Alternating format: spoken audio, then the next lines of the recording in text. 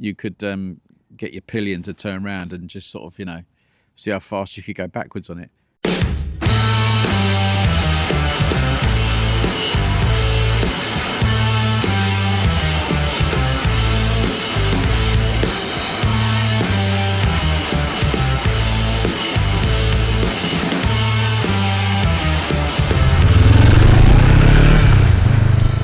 Right, hello everybody. I've not been here a while. I'm back at the Roundtree. It's all very, very late afternoon, so I wasn't sure if I was going to get here in time to get the sunlight, but it's still pretty bright. Hopefully the camera will cope with it. But I thought this sort of came to me really when I was doing the ride on the NC750x, the 2025 one. And I was looking at the prices of these pre-registered bikes that they had at Doble's, the Honda dealer, where I bought the bike from. And I thought I'd have a little chat about that. Just one of those things, you know, just to ease us into the year with the Roundtree chats. Because these pre-registered bikes, I mean, there was a lot of chatter, wasn't there, early on, because a lot of people sort of got slightly mistaken about these pre-registered bikes, saying that, you know, the bike sales had gone through the roof and all the rest of it in January, which, you know, they never do.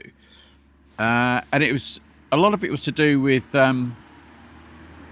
these pre-registered bikes and to do with the Euro 5 and all the rest of it. And I think mixed in with all that were the bikes at dealers where new models were coming in. You know, they were never going to be able to sell the last year's model with the 2025 model being upgraded. They were never going to get the same price. So they were pre-registered.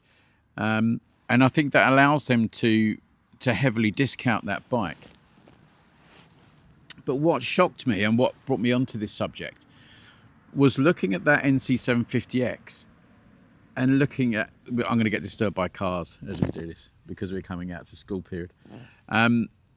That NC750X, the 2024 model, you know, was phenomenally cheap. You know, we were looking at $6,500 for that model. And when you think that the new one is just topping eight grand, I think, in its basic form, those NC750Xs, particularly that Doble's had, and I've seen them with other dealers, were coming out at 6.5 in the manual box. And you may find it's going to be ever so noisy today. Some of those bikes will have a few little extras, I think, put on them just to help sell them because they want to clear their stock.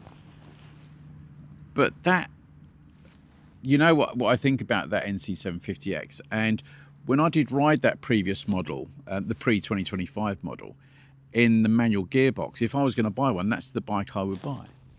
So $6,500, I mean, that's a phenomenal reduction in price. So I thought I'd look at some of these other pre-registered bikes. I'm going to come back to the NC because I'm going to ask everybody a question about that. So I'll be putting some pictures up as we go along here. When you look at some of those Enfields, now the Enfields, what it seems to me is that some of the dealers, and I noticed that GB Moto had quite a few of these Enfields. Now I'm not sure that I didn't realise that GB Moto were continuing to sell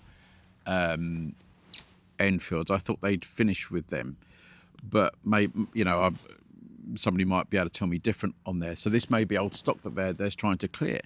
But when you look at the prices of their those 411 Himalayans that they've got, you know, you're looking at 3.8 for those bikes, which is, if you want a cheap adventure bike that you can buy, throw all the bits on it, you know, get some soft panniers like I've got on the Honda here and all that sort of stuff.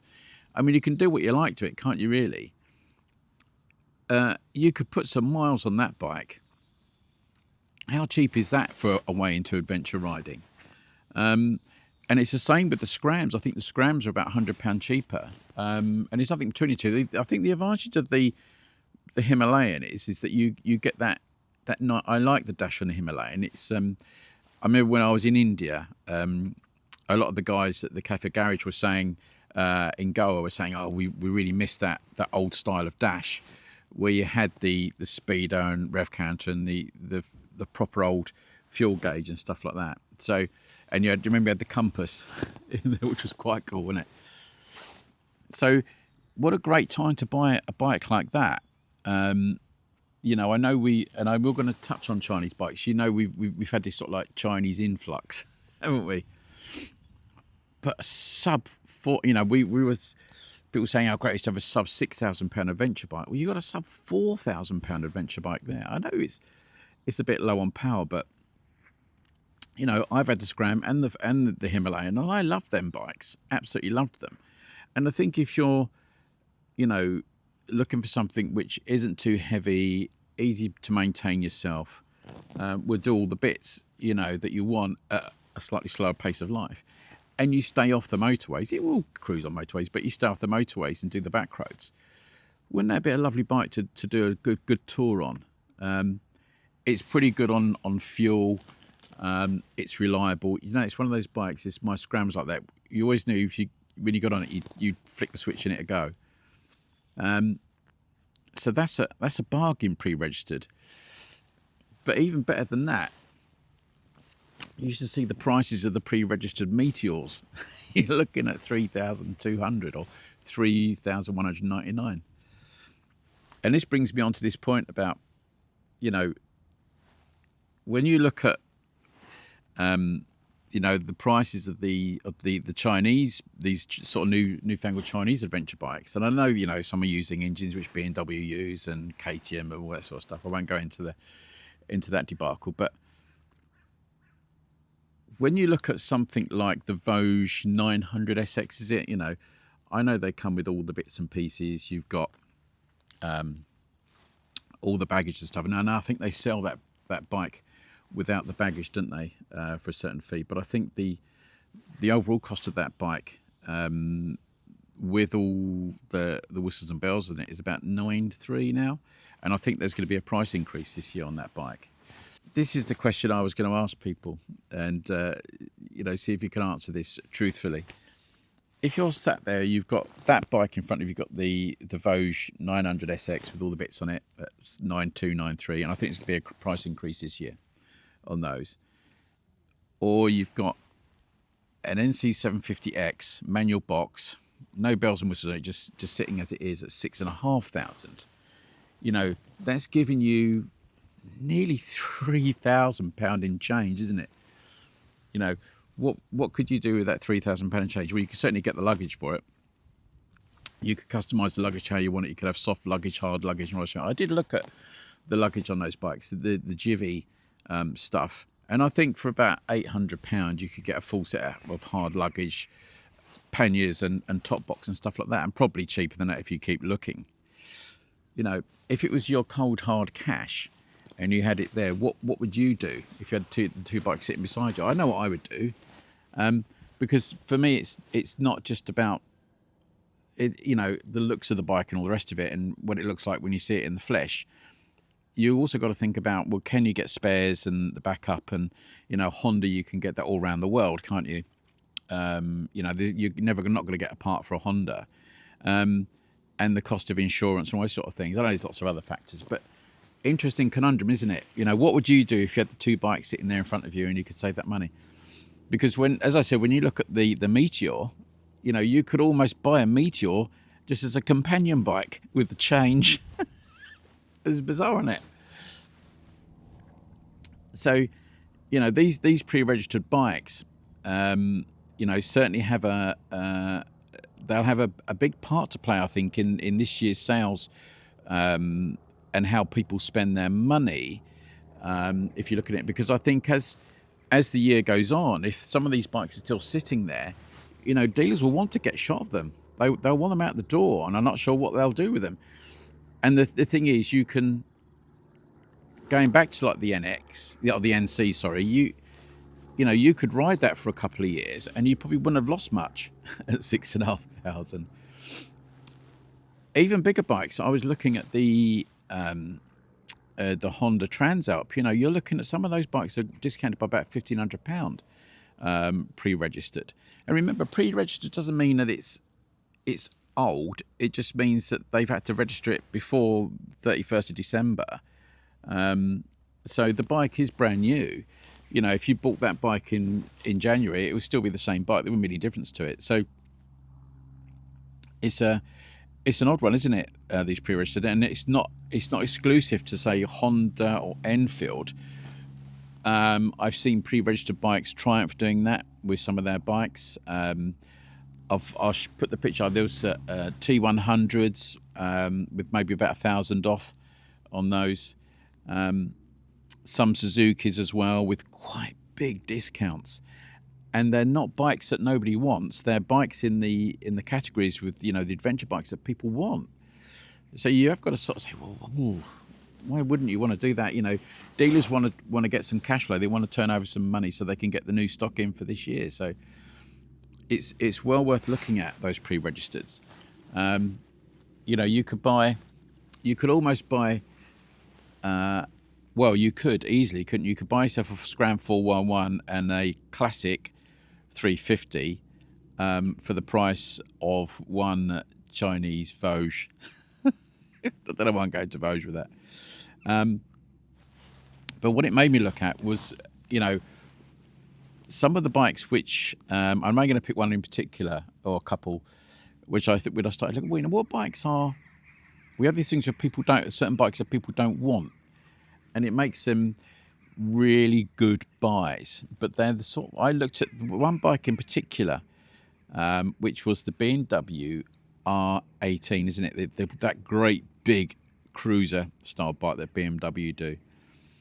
And when I looked at the prices of those, I'll try and find the MSP up here. I'll put it up, the retail price for retail for that bike, because, you know, BMW don't sell cheap bikes, so there's no such thing as a cheap BMW. But when I looked at that bike, and I found three online really quickly, between sub 10,000, between £8,000 and £10,000. I mean, that's a lot of bike for the money, isn't it?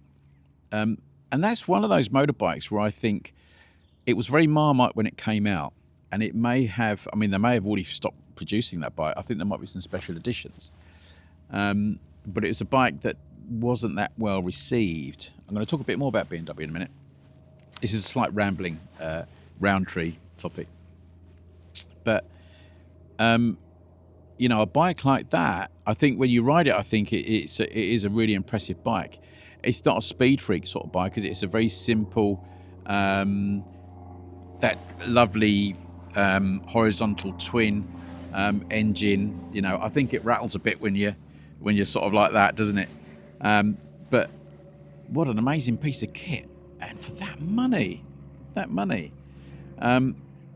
wouldn't surprise me if that's a third of the price than what it was. And those bikes I've seen online are not old, so, you know, there are other bikes in that sort of category. I think the BMW R9T is a bit like that, isn't it? It's a bit of a Marmite bike, very pretty bike in that.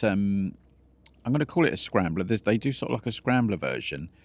Again, that's another bike. You can pick them up for 6,000. I mean, that's got to be a third of what it was new, you'd think, or at least half what it was new. And they do a great range of colours in those. You get my favourite, the red, white, and blue. Really cool. So some of those bikes are real bargains at the moment. But going back to the R18, what I think will happen with the R18 is that so few of them would have been bought, particularly in the UK, that they become not collectible, but they become sought after, because people will realise that they were quite an impressive bike, and the prices go so low, and you can't get any new ones anymore. People think, well, someone does an article, didn't they, in like the motorcycle news, and then all the ones that you've seen for £8,000 to £9,000 all suddenly shoot up because everybody's desperate to get hold of one, and the prices rocket up again. And I think that will be one of those. I think that will become a sought after classic for its lack of inventory that you can buy, and the prices that they're available for now. I don't think you'll see them for that price much longer. I think this year is going to be very interesting bike price wise, and I think bikes like that will suddenly shoot up. If my last name was Shake and I had no objects and I had all the space in the world, I'd buy bikes like that, because I think you could sit on them, well, literally sit on them and do well. Because some of those bikes I found online, they have a reverse gear and all that sort of stuff. being slightly comical, you know, you sort of think, why do you want a reverse gear on a bike? You know, I suppose, you know, it must be very, very low geared reverse gear, is it, to get out of spots? But I suppose if it's got quite high gear, you could get your pillion to turn around and just sort of, you know, see how fast you could go backwards on it. It's very hard riding things backwards. It's one of those circus things, isn't it, that you get those clowns on that ride a bike backwards. Yeah, you'd hope that it wasn't going to go flying off in the reverse gear. So coming back to my original point, where I'm always off on a ramble in it, you know, I think some of these pre-registered bikes are really worth looking at. And I think once we get to the end of this year, and if we're in the same situation next year, I might look at a new bike next year, and it'll probably be the Interceptor which will go. I need to replace that with something else which I'll use on the channel. You know, I'm buying all my bikes. No one's giving me any bikes, so it's looking what's going to be the best value. That GB350, the Honda I rode, I really like that bike. But because we already have the Hunter 350 in the stable, as it was, I don't think I would buy one. I couldn't see the point. I would really like a classic 350. Riding that one we did in India, the Signals one, was phenomenal. I loved that. But I want to see what's out there. This will spend most of this year in France. It will stay there once I come back from Africa. So that gives me a little bit of space. And then what will happen is that towards the end of the year, probably October, November, I will take my Bonneville out to France and then bring this one back. So we're just going to keep swapping bikes over out there. But yeah, pre-registered bikes. What a bargain. You know, what a shock that was. Particularly with new bikes getting so expensive. But they're worth thinking about. And these Marmite bikes that nobody seems to want, which are really good bikes, but they're an acquired taste. You know, it just might be worth it to run them for a couple of years, and then you find that the prices go back up, and you know, you could have some free motoring for a couple of years. That's more than doable, isn't it? Anyway, that's my first round tree of the year. A bit on pre-registered and those bikes, and yeah, we got some good stuff coming up. So we got the ride home on my Tiger 90 coming up, and some other bits we'll probably do at Dave's as well. I'm hoping that he's got the Speed Twin started, which I got a funny inkling that he has. So we'll talk about that. But so I'm going to be doing some, so you're aware, some little short videos. They're sort of like 10-minute ride videos of lots of different sort of old style bikes and all the rest of it. I'm going to borrow off Billy's and wherever I can, really, to cover that period when I go out to Africa, and won't be putting out the content while I'm in Morocco and Western Sahara. So there'll be that little gap, and then I'll start feeding the stuff in from Morocco, and I will stick with that right the way through until I'm back. So yeah, lots of things coming up. So thanks for subscribing and sticking with me, and I'll see you in the next video. Take care.